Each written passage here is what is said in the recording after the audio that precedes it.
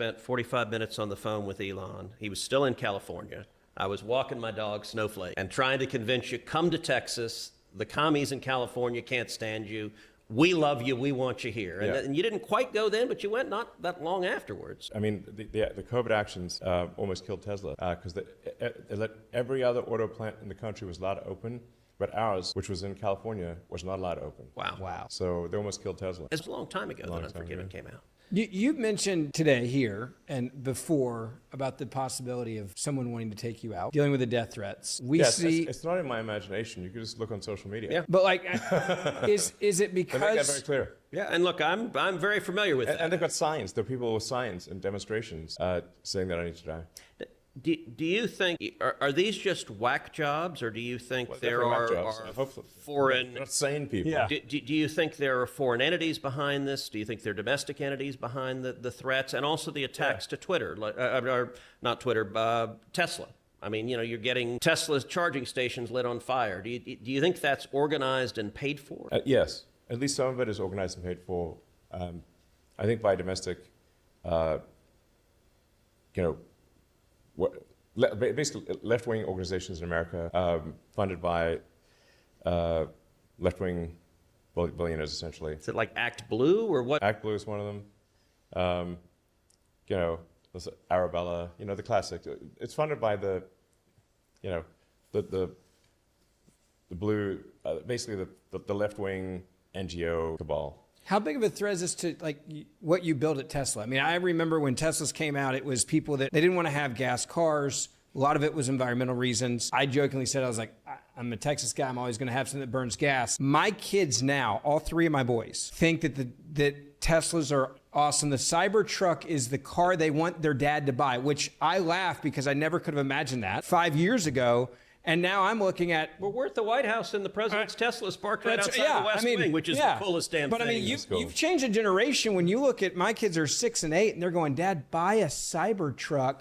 And I'm considering it. That's a full circle in a weird way. Well, I do have this theory that the most entertaining outcome is the most likely. It seems often to be true. You see, like, what twist or turn of fate would generate the highest ratings? If we were a TV show, what twist or turn of fate would generate the highest ratings? There's a good chance that happens. Well, I will say if Act Blue and Arabella Networks... Act Blue is a huge scam, next level. Do you think it's foreign money, Chinese money? Where do you think the money in Act Blue is coming from? And how do you figure that out? Well, it's not coming from a whole bunch of, from a groundswell of public support. Yeah. Because when individual donors are looked at in Act Blue, they eventually turn out to be like diehard Republicans, people that have never given money in their life. So you're going to track down a bunch of these people where it says, oh, I gave $16,000. And they're like, I didn't give $16,000. What are you talking about? There's this. Well, if those Republican friends of mine found themselves on the Act Blue list, they're like, it definitely wasn't me. So that's... If it can actually be shown that they are funding firebombing of Tesla charging stations, that's objectively a criminal act. That is funding terrorist activity. Yeah. And the statutes make clear that an incendiary device qualifies. So that's a big deal. Is a terrorist activity. Yeah. Let me ask AI.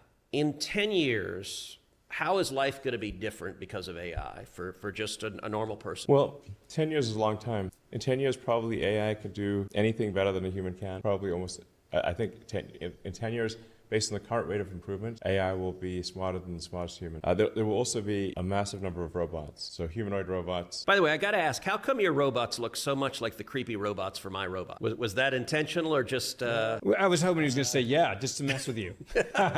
It's not meant to look like any prior robot. And we'll iterate the design. You'll be able to have... A lot of the robot parts are cosmetic. You'll be able to switch out the kind of snap-on cosmetic parts of the robot to make it look like something else if you'd like. There will be ultimately billions of humanoid robots. All cars will be self-driving. In 10 years? In 10 years, probably 90% of miles driven will be autonomous. Huh. Wow. That fast. In 5 years, probably 50% of all miles driven will be autonomous. Now, if AI will be smarter than any person, how many jobs go away because of that? And what do people do if you've got millions of people that are losing their jobs? Like that, a lot of people are understandably freaked out about that. Well, goods and services will become as close to free. It's not as though people will be wanting in terms of goods and services. So why is that? Why are goods and services free in an AI world or close to free? Well, you have I don't know, call it tens of billions of robots. That they will make you anything or provide any service you want for basically next to nothing. It's not that people will have a lower standard of living; they'll have actually a much higher standard of living. The challenge will be fulfillment. How do you derive fulfillment and meaning in life? Is Skynet real? Like you get the apocalyptic visions of AI. How real is the prospect of killer robots annihilating humanity? 20% likely, maybe Wow. 10%, On what time frame? 5 to 10 years. So soon, like you see a world where that's possible. Yeah, but I mean, you could look at it like the glass is 80, 90% full, meaning like 80% likely will have extreme prosperity for all. Now, I guess my view, we're in a race to win AI. We're in a race with China. And my view is if they're going to be killer robots, I'd rather they be American killer robots than Chinese. How likely are we winning right now? Is America winning right now? And how likely is America to win the race for AI vis-a-vis China or anyone else? For the next few years, I think America is likely to win. Then it will be a function of who controls the AI chip fabrication.